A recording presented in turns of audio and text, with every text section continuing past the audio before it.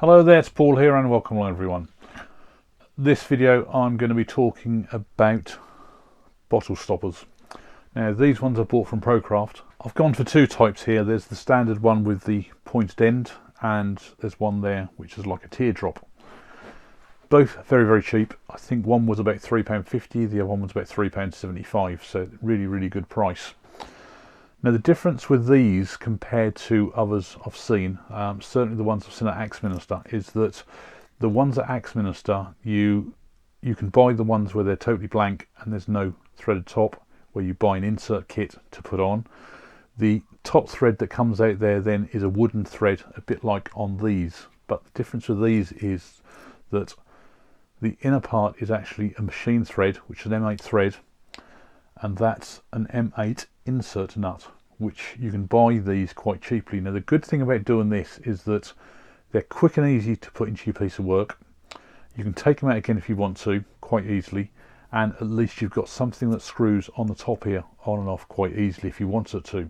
So if you find that you want to replace the top, reuse the bottom bit, you can turn another piece, take out the insert nut and turn another one.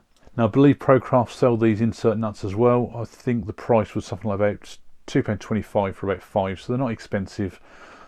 I've actually ordered some more of these off eBay and I think I've picked up a pack of about 30. They're slightly longer, so it's not an issue, and they work out about 20p each, so they're really cheap. Now there is another advantage of using these insert nuts, and they do show it on their videos as well, is that they sell a mandrel where you can mount the work with the insert nut into the chuck. Now I'm going to do that my own way. The first job I'll do, I've got a piece of spotted beech on here, hopefully it's not going to be too punky, as I will drill an 11mm hole, put the insert nut in, and I've made my own effectively like little jig holder to then screw that onto here. Now all of this is a piece of scrap wood which is fairly well trued up. I've got a M8 coach bolt in there so it doesn't slip around. The washer I've got on here is actually a 25mm washer, so if I put this actually onto the bottle stop, it's actually about the size of the top there, so it's it acts then like a bushing, so I know what size to actually turn my piece down.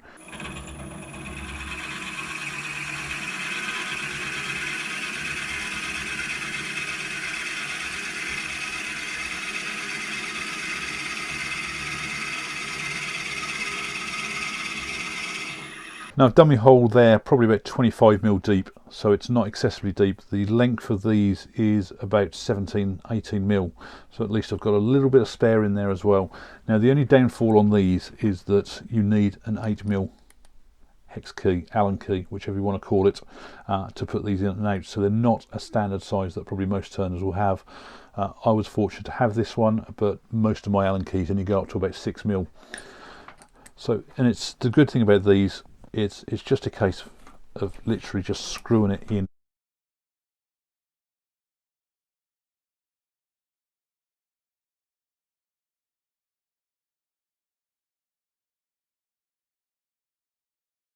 And that's now in there. So I can then take this off the chuck.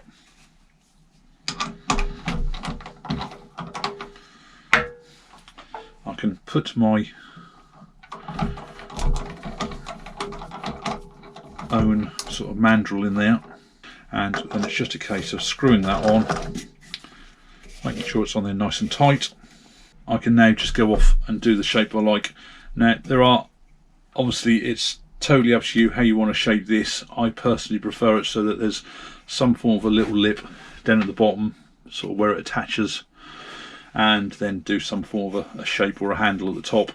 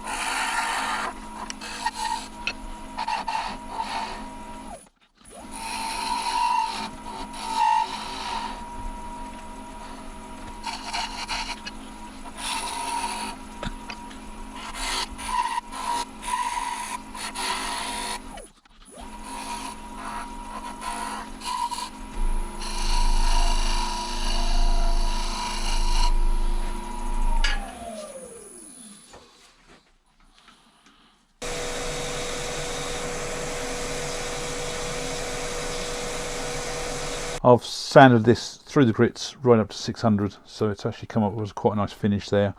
Do have an odd little bit of tear out, and I'm just going to give this a coat of sanding sealer, which is where the whole thing should pop in colour.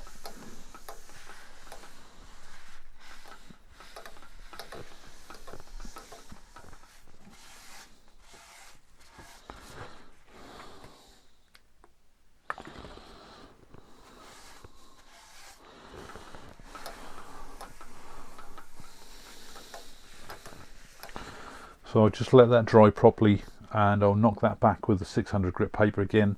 I might give it a second coat, and I'm unsure what I'm going to do for a finish yet. I've given this 2 coats sanding sealer and just knocked it back with a 600 each time, and it's come up really nice. I decided to go for the EE Ultra Shine and the Shallow Wax. I've had these quite a few years now, and I believe they're an Australian product. This I bought even before Yorkshire Grit came about, and to show you how much I use it, it's hardly been used whatsoever. The difference between this and really probably most of the other abrasive pastes that you've got out there, and there are quite a few now, is that this one is actually also a finish, but what I find is that it's a brilliant base for the friction polish Shallow Wax. I'm not sure whether this has actually got shellac in it, but that's probably why it's also a finish. So just like with all the other abrasive pastes, rub it all on. The difference to this one as well, compared to the other abrasive pastes, is that this one prefers a much higher base sanding, where the others will all work on a much lower sanding. And this one you just keep working it in until you get the shine.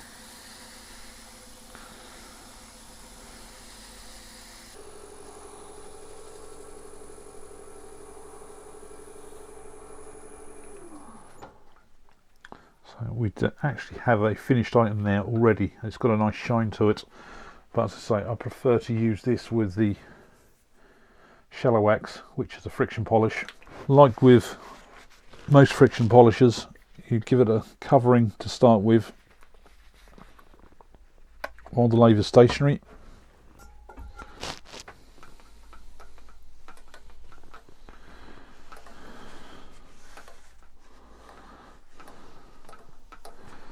And then apply reasonable pressure to it,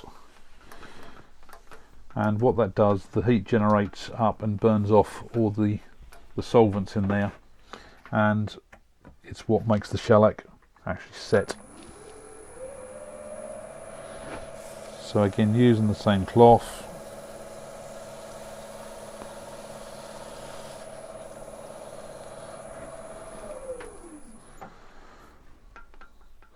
and that is the finished item. So because it's on there with the mandrel, just need to unscrew it. Shouldn't need to clean this up underneath. I tend to undercut this a little bit so that when it's mounted onto the bolt stopper, all of that is hidden. So that's a nice, quick and simple project. The beauty about these, you can do them at whatever size and shape you prefer. These ones with these insert nuts are absolutely brilliant. It makes quick and easy mounting, turning so much easier. You can turn off the bottom first of all when you drilled your hole, and you've got all the bottom finished, and it's just a case of just taking down the outside shape once you mount it on something like this. The machine nut on here is also, you can also tighten up with an Allen key, as they are often loose when you first get them. That just takes a standard 4mm Allen key, so it's something we've probably all got about, as most chuck jaws use the 4mm Allen key as well. Thanks a lot for watching.